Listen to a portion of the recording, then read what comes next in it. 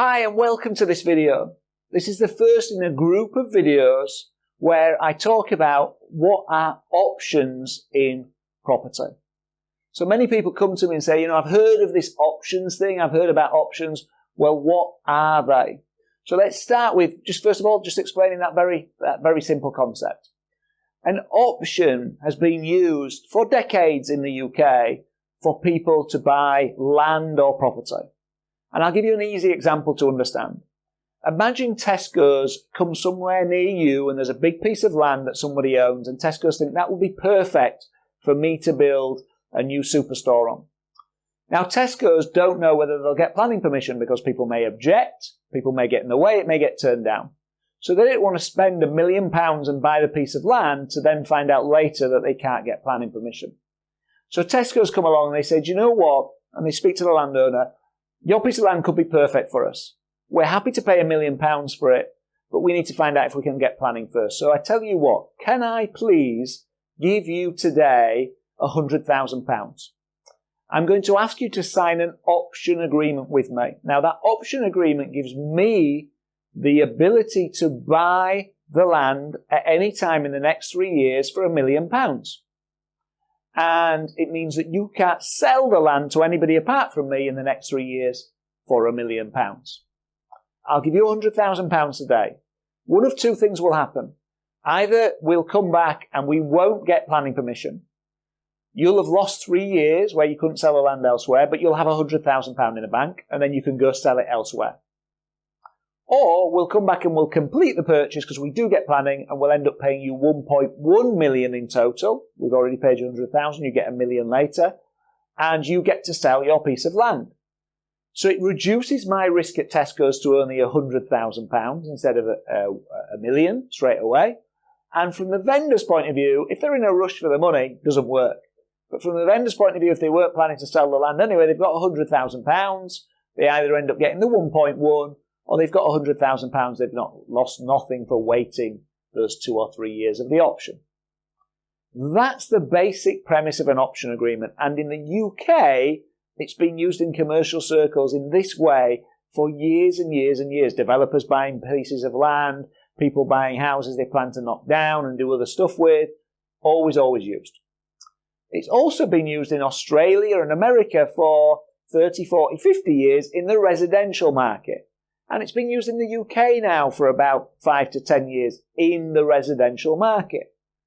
It hasn't always been used clearly, and it's very misunderstood. Okay? So I'm going to go on in the coming videos to give you some examples of how it can be used in the residential market, and specifically how you might be able to use them as a strategy to be able to build yourself a portfolio of option agreements. Okay. Now, let me just give you a residential example. So let's assume that you have a couple who live in a house. Okay. And the couple that live in this property, sadly, they've been together for 6 or 7 years, but a couple of years ago, they totally and utterly fell out. Now, they'd already bought their house, and let's assume for easy numbers, £100,000 house. And when they bought it, they got a £95,000 mortgage on it. So they've bought the house and they own it. And it's on standard variable rate because they've been on the same mortgage for ages. And it's quite cheap at the moment. There's £250 per month going out of the bank to pay for the mortgage.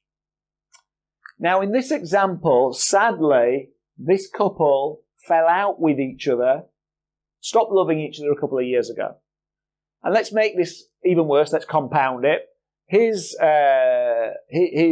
new girlfriend now comes to the house every week and stays over. Her new boyfriend now comes to the house and stays over. It's a really awkward position. Now, why don't they move out, you say?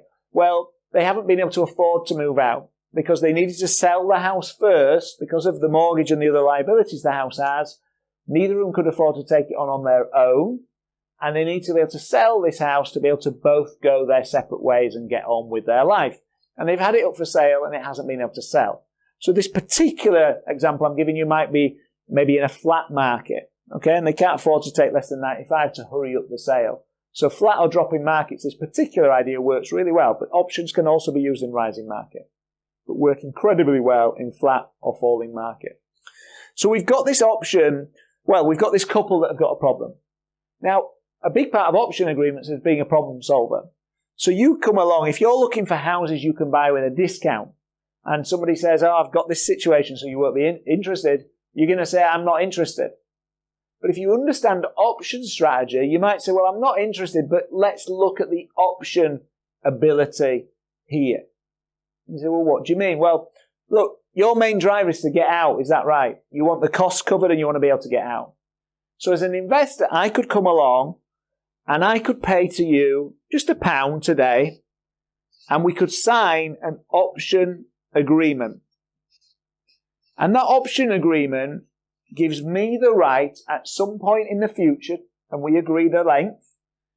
You might go for 7 years. You'd want it as long as possible away. The seller probably wants it as soon as possible. But that can be 7 years, 5 years, 3 years, whatever you set it at. But let's say 7 years. At some point in the next 7 years, I will buy your house from you. Now, you want to just clear your costs, pay for the solicitors as well, so there's no money you have to find. So at some point in the next 7 years, I will pay £96,000 to buy this property from you. And you can move out today, and when you move out, I will immediately take over the mortgage payment, and I will take over the maintenance and running of the property, the council tax, the other bills, the full elements of the property become my responsibility, not yours. So you as a couple can get on with your life as though you sold it for $96,000.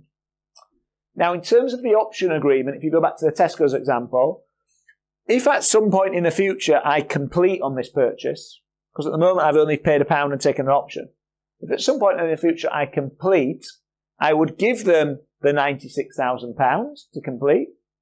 They would pay off their mortgage and I would move the property into my name. But I need a deposit to do that. This option agreement gets me in for only £1 plus the paperwork.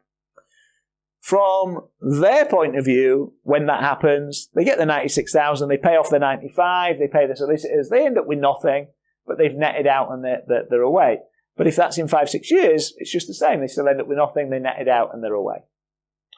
Now, why would I do that as an investor? Well, now as an investor, I have control of this property, and it's cost me £1 to get in, maybe £1,000 of legal costs for the option agreement. But for £1,000, I've got control of a buy-to-let property. I haven't had to take a mortgage out. No mortgage in my name. Still in the vendor's name. The people. Now, if I can rent that house for $650 a month, and I have coming in, going out $250 a month, I'm making a net profit between the two of £400. I can pay a letting agent. I can pay any maintenance costs. Of course, the tenant in this example, if I'm letting a house, would take over the bills. And I'm making a profit.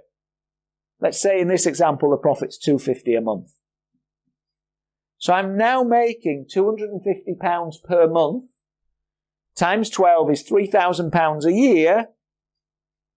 I've also got the property, if it goes up in value, I can exercise the option in the future when I'd like.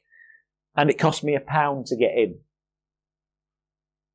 Options may be a bit more now exciting once you start to understand this piece of the jigsaw. This is an introductory video, so go ahead and watch the other videos we have, and I'll break you through some options and some strategies of what you do with this, and we'll also go on to cover the downsides and the things that can get in the way of this as well. Invest with knowledge, invest with confidence, create financial freedom. Thank you.